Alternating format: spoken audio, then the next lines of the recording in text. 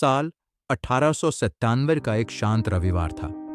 बंगाल के कटक शहर में देश की धड़कन को तेज करने वाला एक बच्चा जन्म ले रहा था। उसका नाम रखा गया सुभाष।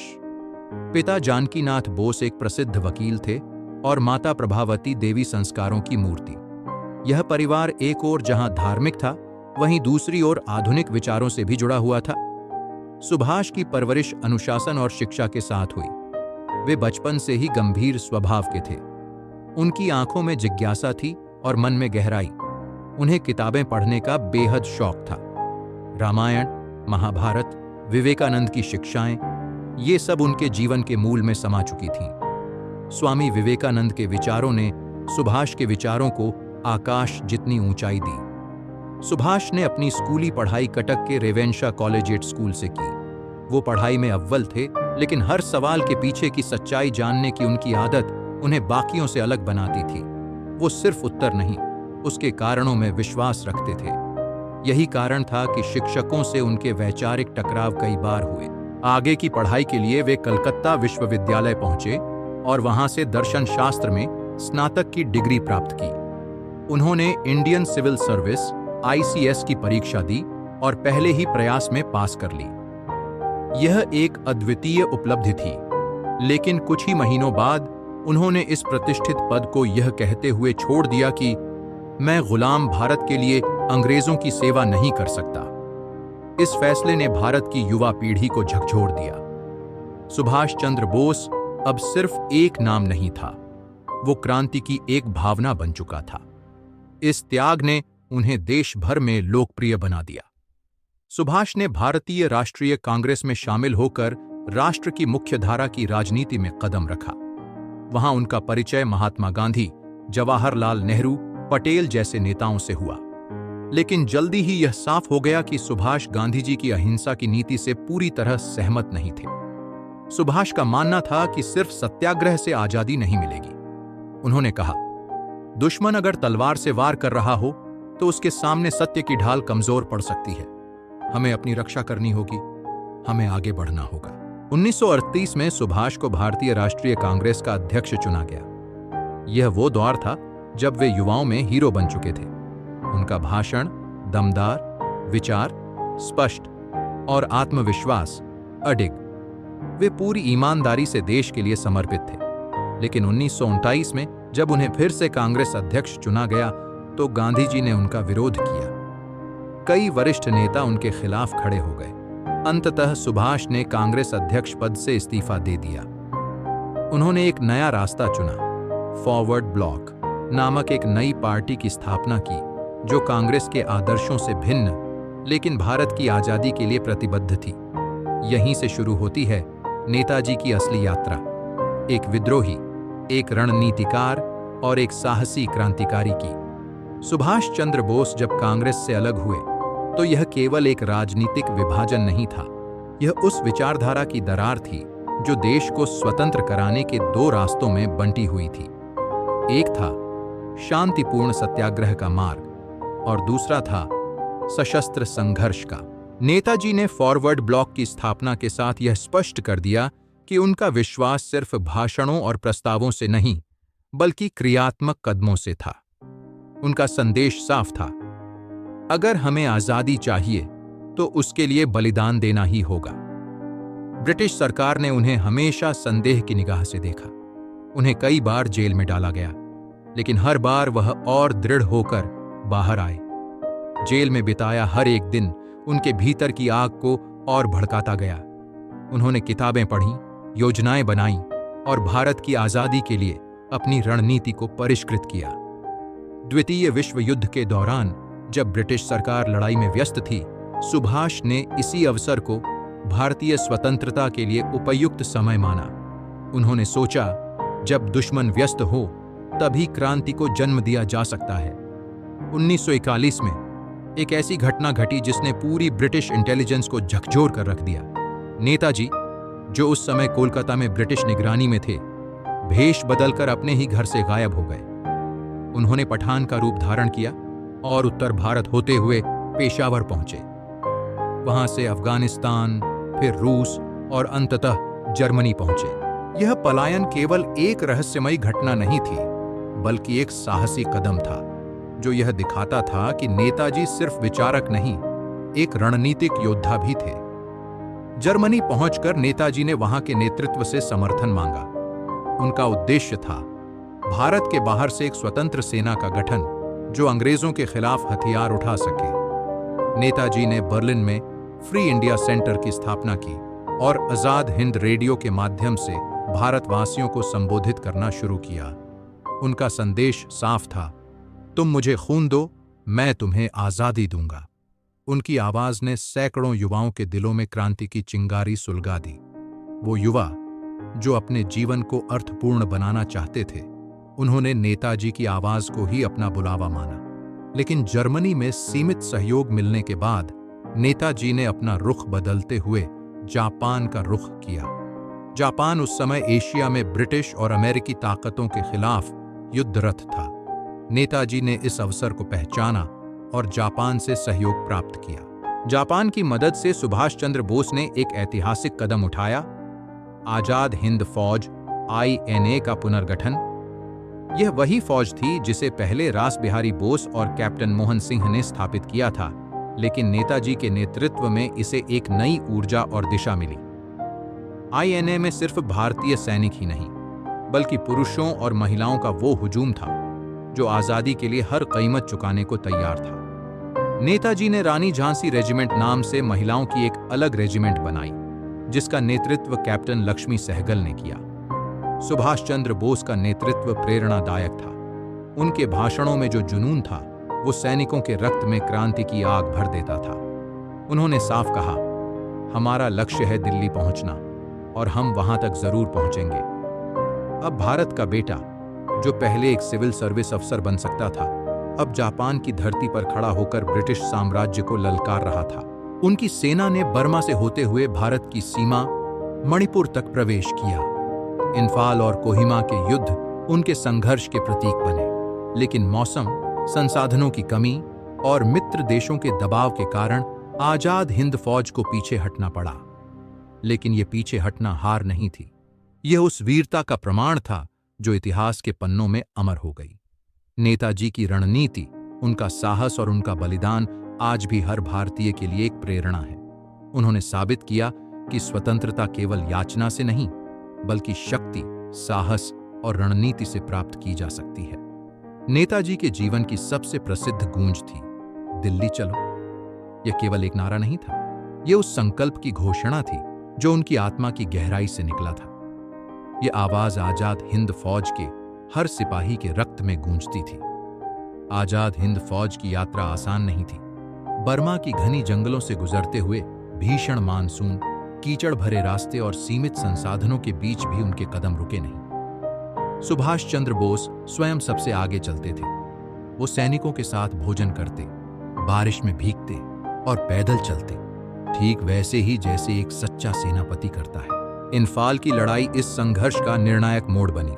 आजाद हिंद फौज ने ब्रिटिश सेनाओं को कड़ी टक्कर दी, लेकिन आसमान में मित्र देशों के विमानों की बमबारी और जमीन पर संसाधनों की कमी के कारण धीरे धीरे INA को पीछे हटना पड़ा। यह हार नहीं थी, यह उस हिम्मत का परिचय था जो जंजीरों में बंधे भारत की स्वतंत्रता के लिए उठ खड़ी हुई थी। इस बीच नेताजी ने 21 अक्टूबर 1943 को सिंगापुर में आजाद हिंद सरकार की घोषणा की। यह ऐतिहासिक क्षण था।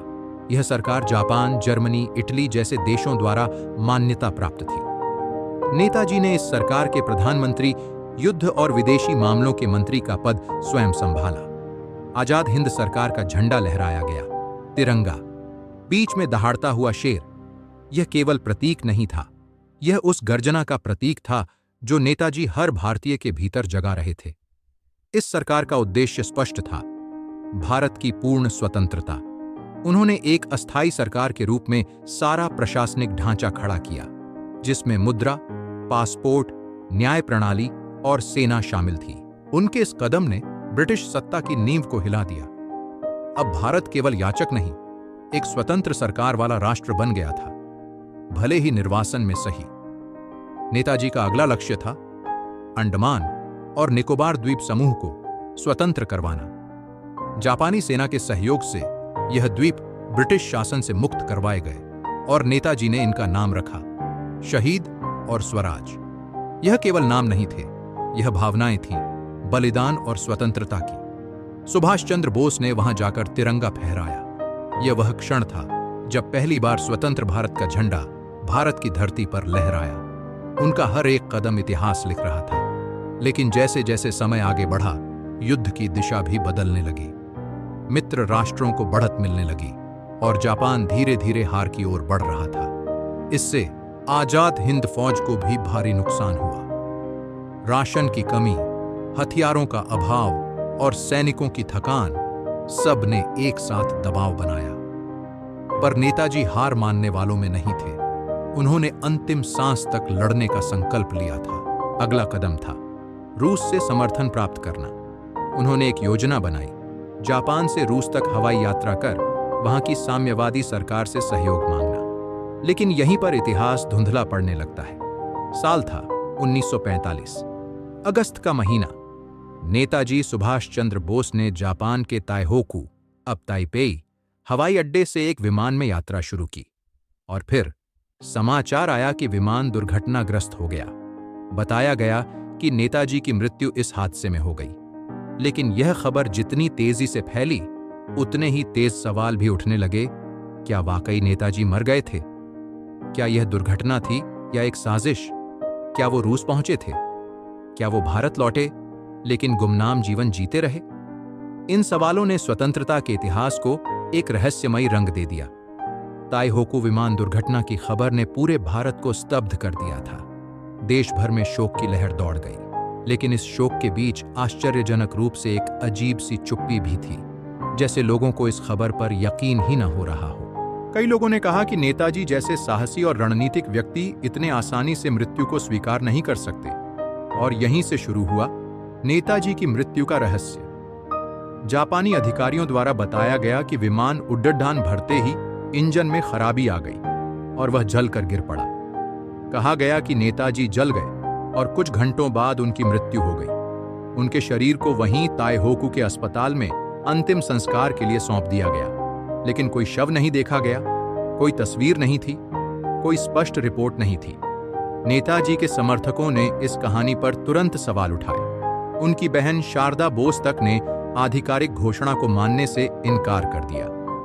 भारत में लाखों लोगों ने मान लिया कि नेताजी अभी जिंदा हैं। इस बीच एक और कथा जन्म ले चुकी थी, गुमनामी बाबा की। उत्तर प्रदेश के फैजाबाद, अब अयोध्या में एक गुमनाम साधु रह रहा था। एकांत प्रिय, गहराई से पढ़ा लिखा, बंगाली बोलने वाला और रहस्यमय।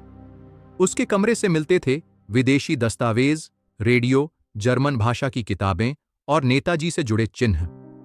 कहा गया कि यही व्यक्ति सुभाष चंद्र बोस थे। 1935 में जब उनकी मृत्यु हुई, तब भी उनकी असली पहचान नहीं खोली गई। लेकिन फैजाबाद के कुछ लोगों ने शपथ पूर्वक कहा कि वे ही नेताजी थे। नेताजी की मृत्यु और गुमनामी बाबा के संबंध की जांच के लिए भारत सरकार ने शाहनवाज समिति, खोसला आयोग और बाद में मुखर्जी आयोग का गठन किया। शाहनवाज समिति और खोसला आयोग ने जापानी रिपोर्ट के आधार पर नेताजी की मृत्यु स्वीकार की। लेकिन मुखर्जी आयोग ने 2006 में स्पष्ट कहा, विमान दुर्घटना में नेताजी की मृत्यु के पर्याप्त प्रमाण नहीं हैं। उस रिपोर्ट को भारत सरकार ने खारिज कर दिया। नेताजी अब इतिहास के सबसे बड़े रहस्यों में से एक बन चुके थे। कई लोगों ने दावा किया कि नेताजी रूस पहुंचे थे। कुछ ने कहा कि वे भारत लौटे, लेकिन छद्म नाम से जीवन बिताया। नेताजी की रहस्यमय मृत्यु पर दर्जनों किताबें, डॉक्यूमेंट्रीज और रिपोर्ट्स बनी, लेकिन कोई भी तथ्य पूरी सच्चाई नहीं बता सका। यह रहस्य आज भी जीवित है। पर एक बात निर्विवाद है, नेताजी सुभाष चंद्र बोस का जीवन केवल मृत्यु से नहीं, उनके विचारों से परिभाषित होता है। उन्होंने भारत को यह दिखाया कि कभी-कभी स्वतंत्रता की राह शांति से नहीं, शस्त्र से निकलती है।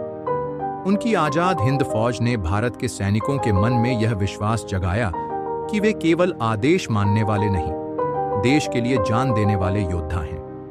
आज भी जब कोई बच्चा पूछता है, मैं क्या बनूं, तो कहीं ना कहीं यह जवाब आता है, नेताजी जैसा बनूं। उनकी कहानी खत्म नहीं हुई।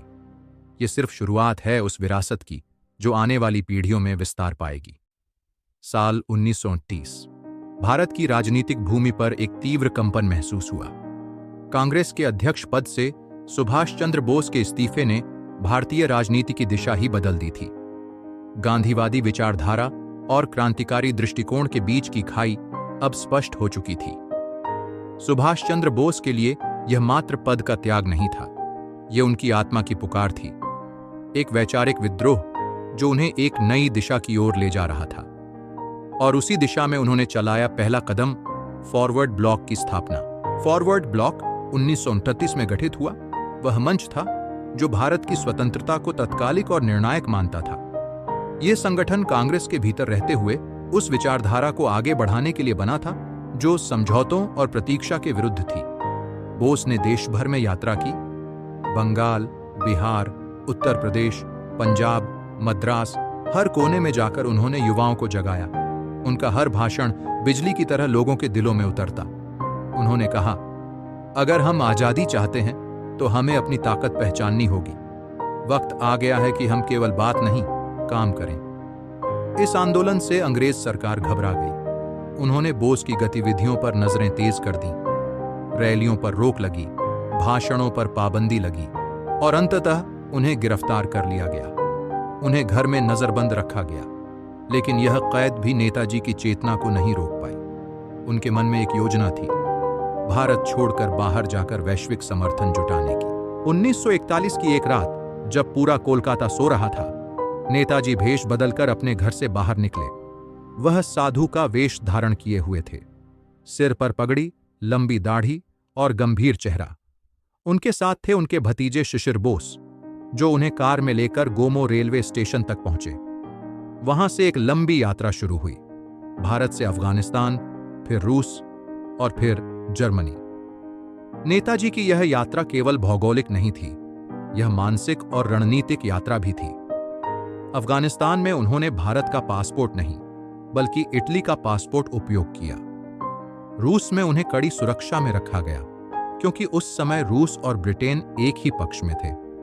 फिर उन्होंने जर्मनी का रुख किया, जहां हिटलर की नाजी पार्टी का प्रभाव चरम पर था। नेताजी ने बर्लिन में फ्री इंडिया सेंटर की स्थापना की। वहां उन्होंने प्रवासी भारतीयों को संगठित किया और आजाद हिंद रेडियो शुरू किया, जिससे भारतवासियों तक उनका संदेश पहुंचता था। यहां उन्होंने इंडियन लीजन का भी गठन किया। यह फौज उन भारतीय कैदियों से बनी थी जो ब्रिटेन के युद्ध बंदी थे। उनका उद्देश्य था ब्रिटिश सत्ता के खिलाफ संघर्ष, लेकिन जर्मनी में उन्हें सीमित सहयोग मिला। हिटलर की प्राथमिकता यूरोप थी और भारत उसके लिए दूरस्थ प्राथमिकता। नेताजी ने इस स्थिति को समझते हुए जापान से संपर्क साधा। जापान उस समय एशिया में ब्रिटिश और अमेरिकी ताकतों के खिलाफ युद्धरत था। जापान ने नेताजी को सहयोग देने का वादा किया। नेताजी पनडुब्बी से जर्मनी से जापान तक की रोमांचक यात्रा पर निकले। यह इतिहास की सबसे साहसी यात्राओं में से एक थी। अंधेरे समुद्र, दुश्मन के जहाजों से भरा महासागर और एक क्रांतिकारी जिसकी सांसों में भारत की स्वतंत्रता की कसक थी। जापान पहुंचने के बाद नेताजी को हीरो की तरह स्वागत मिला। वहां पर पहले से एक फौज अस्तित्व में थी, इंडियन नेशनल आर्मी INA, जिसे कैप्टन मोहन सिंह और रास बिहारी बोस जैसे नेताओं ने प्रारंभ किया था। लेकिन नेताजी के आने के बाद इस फौज को एक नया जीवन मिला। उन्होंने इसे आजाद हिंद फौज का नाम दिया। उन्होंने एक घोषणा पत्र जारी किया और सैनिकों को संबोधित करते हुए कहा, तुम मुझे खून दो, मैं तुम्हें आजादी दूंगा। यह वाक्य सिर्फ शब्द नहीं था, यह एक अग्नि थी जिसने हजारों युवाओं को आजादी की अलख में तपने को प्रेरित किया। सिंगापुर में उन्होंने 21 अक्टूबर 1943 को आजाद हिंद सरकार की घोषणा की, एक अस्थायी स्वतंत्र भारत सरकार। इस सरकार को जर्मनी, जापान, इटली, फिलीपींस और कई अन्य देशों ने मान्यता दी। नेताजी ने एक नई मुद्रा, एक पासपोर्ट प्रणाली और एक स्वतंत्र शासन प्रणाली की नींव रखी। उन्होंने अंडमान निकोबार द्वीपों का नाम बदलकर शहीद और स्वराज रखा। यह वह पहला हिस्सा था भारत का जिस पर ब्रिटिश शासन नहीं था। इस आजाद हिंद सरकार की सैन्य शाखा आजाद हिंद फौज को तैयार किया गया भारत की सीमा में प्रवेश के लिए। नेताजी ने जापानी सहयोग से बर्मा से होते हुए भारत की पूर्वी सीमा पर आक्रमण का आदेश दिया। यह यात्रा आसान नहीं थी। भारी वर्षा, दलदली जमीन, बीमारियां और सैन्य दबाव के बावजूद आईएनए आगे बढ़ती रही। हर सैनिक की आंखों में सिर्फ एक सपना था, तिरंगा लाल किले पर फहराना। लड़ाई इम्फाल और कोहिमा के मोर्चों तक पहुंची। यहां पर आईएनए ने ब्रिटिश और मित्र राष्ट्रों की सेना से निर्णायक संघर्ष किया। हालांकि सेना बहादुरी से लड़ी, लेकिन रसद की कमी, जापान की युद्ध में गिरती स्थिति और भारी हवाई बमबारी ने आईएनए को पीछे हटने पर मजबूर कर दिया। नेताजी इन असफलताओं से विचलित नहीं हुए। उन्होंने हमेशा सैनिकों से कहा, हमने भले ही जमीनी युद्ध में हार मानी हो, लेकिन हमने भारत के दिलों में क्रांति जगा दी है। अंग्रेज अब जान चुके हैं, भारत अब केवल गुलाम नहीं, जागा हुआ राष्ट्र है। इस बीच जापान की स्थिति खराब हो चुकी थी। हिरोशिमा और नागासाकी पर अमेरिका ने परमाणु बम गिराए और जापान ने आत्मसमर्पण कर दिया। अब नेताजी के पास विकल्प सीमित थे। वह जानते थे कि ब्रिटिश सरकार उन्हें बख्शेगी नहीं। उन्होंने एक आखिरी योजना बनाई, रूस जाना और वहां से सहयोग प्राप्त कर ब्रिटिश शासन को जड़ से हिलाना। 18 अगस्त 1945, यह तारीख आज भी इतिहास के पन्नों पर खून से लिखी जाती है। नेताजी ने ताइहोकू, अब ताइपेई, ताइवान से विमान द्वारा यात्रा शुरू की। उनके साथ कुछ चुनिंदा अधिकारी थे। विमान ने उड़ान भरी, लेकिन कुछ ही समय में बताया गया, विमान दुर्घटनाग्रस्त हो गया। खबर फैली कि विमान में आग लग गई थी। नेताजी बुरी तरह जल गए थे और कुछ घंटों बाद उनका निधन हो गया। इस सूचना के बाद भारत में शोक की लहर दौड़ गई, लेकिन कुछ ही दिनों बाद शक की परतें जमने लगीं। कोई शव नहीं देखा गया, कोई अंतिम संस्कार प्रामाणिक रूप से दर्ज नहीं हुआ। जिन अस्पतालों का नाम बताया गया, वहां के रिकॉर्ड अधूरे थे। जापानियों की गवाही विरोधाभासी थी। नेताजी के साथियों की चुप्पी रहस्यमयी थी। और सबसे बड़ा प्रश्न, क्या इतना योजनाशील व्यक्ति ऐसे ही अचानक मृत्यु को प्राप्त हो सकता है? भारत में यह बात तेजी से फैलने लगी कि नेताजी मरे नहीं हैं। कुछ लोगों ने कहा कि वे रूस पहुंच चुके हैं और वहां सोवियत सरकार द्वारा हिरासत में ले लिए गए। कुछ ने दावा किया कि वे भारत लौटे और गुप्त रूप से जीवन बिताने लगे। और फिर उत्तर प्रदेश के फैजाबाद से एक गूंज उठी, गुमनामी बाबा, एक रहस्यमयी साधु जो बंगाली में बोलते थे, गहरे राजनीतिक ज्ञान से भरपूर थे और जिनके कमरे से नेताजी से जुड़ी वस्तुएं पाई गईं, जैसे जर्मन किताबें, टाइपराइटर, नक्शे और भारत रूस से जुड़ा पत्राचार।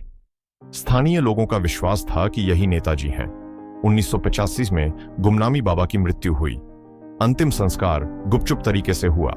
सरकार ने कोई आधिकारिक पुष्टि नहीं की। लोगों ने सवाल उठाए। सुभाष चंद्र बोस की बहन ने भी समर्थन किया कि गुमनामी बाबा ही उनके भाई हो सकते हैं। इसके बाद भारत सरकार ने 3 जांच आयोग बनाए। शाह नवाज समिति 1956, खोसला आयोग 1970, मुखर्जी आयोग 1999। शाह नवाज और खोसला आयोग ने जापानी रिपोर्ट पर भरोसा करते हुए कहा कि नेताजी की मृत्यु 1945 में विमान दुर्घटना में हुई थी, लेकिन मुखर्जी आयोग ने पूरी तरह से उस निष्कर्ष को खारिज कर दिया। मुखर्जी आयोग ने स्पष्ट कहा, न तो विमान दुर्घटना का कोई ठोस प्रमाण है, न ही नेताजी की मृत्यु का। ऐसे में उनकी मृत्यु को स्वीकार नहीं किया जा सकता।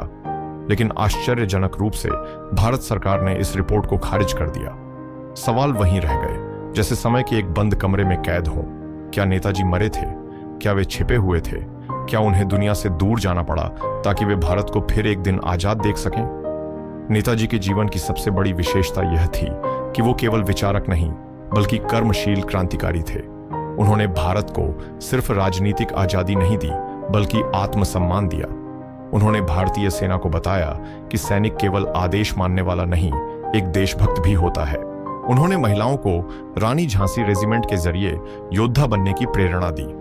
उन्होंने पूरी दुनिया को बताया कि भारत केवल एक गुलाम देश नहीं, एक जीवित राष्ट्र है। उनकी मृत्यु एक रहस्य हो सकती है, लेकिन उनकी विरासत एक उजागर सच्चाई है। उनकी आवाज आज भी गूंजती है, आजादी हमारा जन्मसिद्ध अधिकार है। तुम मुझे खून दो, मैं तुम्हें आजादी दूंगा। दिल्ली चलो। इतिहास में बहुत से नाम आते हैं, बहुत से चले जाते हैं, लेकिन कुछ नाम मिट्टी में मिलकर भी अमर हो जाते हैं। नेताजी सुभाष चंद्र बोस ऐसा ही एक नाम है। भारत एक ऐसा राष्ट्र है जो केवल सीमाओं से नहीं, बल्कि भावनाओं से बना है। और उन भावनाओं की नींव में जो नाम सबसे मजबूत पत्थर की तरह जुड़ा है, वो है नेताजी सुभाष चंद्र बोस। उनका जीवन एक लौ की तरह था, तेज, स्पष्ट और अडिग। उन्होंने जो रास्ता चुना वो कठिन था।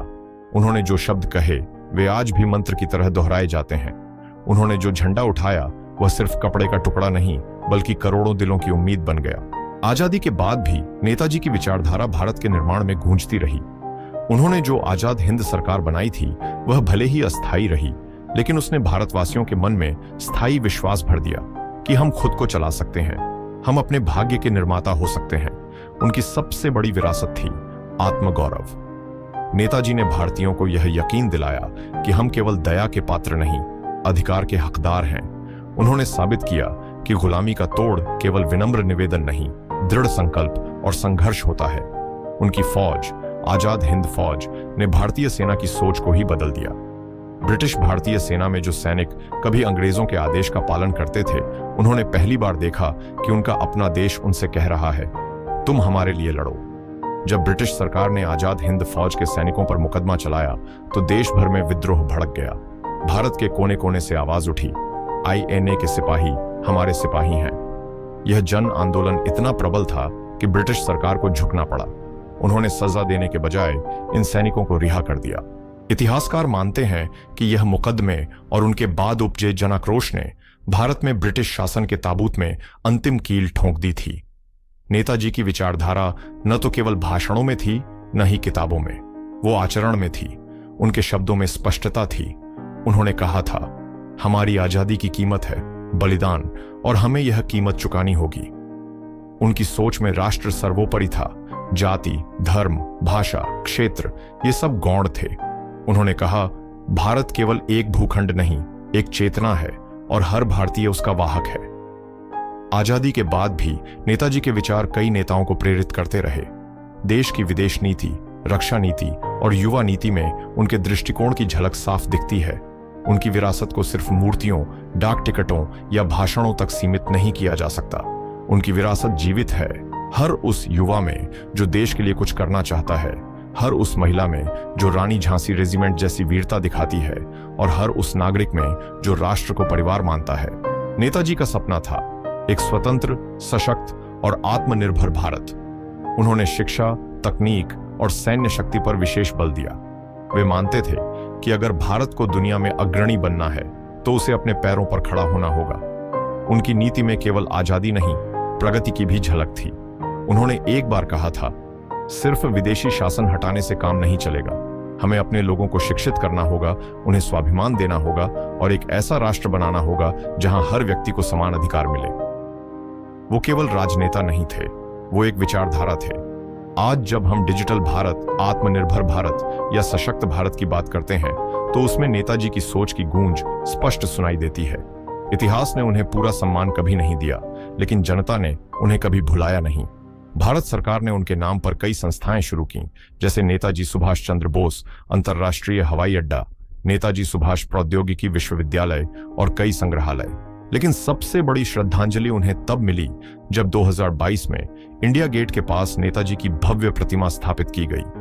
काले ग्रेनाइट की वह मूर्ति न केवल उनकी उपस्थिति का प्रतीक बनी, बल्कि इस बात का प्रमाण भी कि भारत अपने सच्चे नायकों को आखिरकार स्वीकार करना सीख रहा है। नेताजी की 125वीं जयंती पर भारत सरकार ने उन्हें पराक्रम दिवस के रूप में मनाना शुरू किया। यह केवल तारीख नहीं थी, यह एक युग का सम्मान था। आज जब कोई बच्चा नेताजी की तस्वीर देखता है तो उसे केवल एक नेता नहीं, एक आदर्श दिखता है। एक व्यक्ति जिसने अपनी सुख सुविधा छोड़कर संघर्ष चुना, एक व्यक्ति जिसने विदेशी धरती पर जाकर भारत की स्वतंत्र सरकार बनाई, एक व्यक्ति जिसने बिना थमे, बिना झुके आखिरी सांस तक देश के लिए लड़ाई लड़ी। आज भी उनके आखिरी शब्दों को लेकर विवाद है। कुछ कहते हैं विमान दुर्घटना में उन्होंने अंतिम बार कहा, इंडिया इज इंडिपेंडेंट नाउ। कुछ कहते हैं वह लौटे, चुपचाप रहे और दुनिया से कुछ कहे बिना चले गए। लेकिन अगर उनकी आत्मा से पूछा जाए, क्या आपकी विरासत आज भी जीवित है, तो जवाब आएगा, जब भी कोई जवान तिरंगे को सलाम करता है, जब भी कोई बच्चा देशभक्ति की कविता पढ़ता है, जब भी कोई नागरिक अन्याय के खिलाफ आवाज उठाता है, हाँ, मैं जीवित हूं।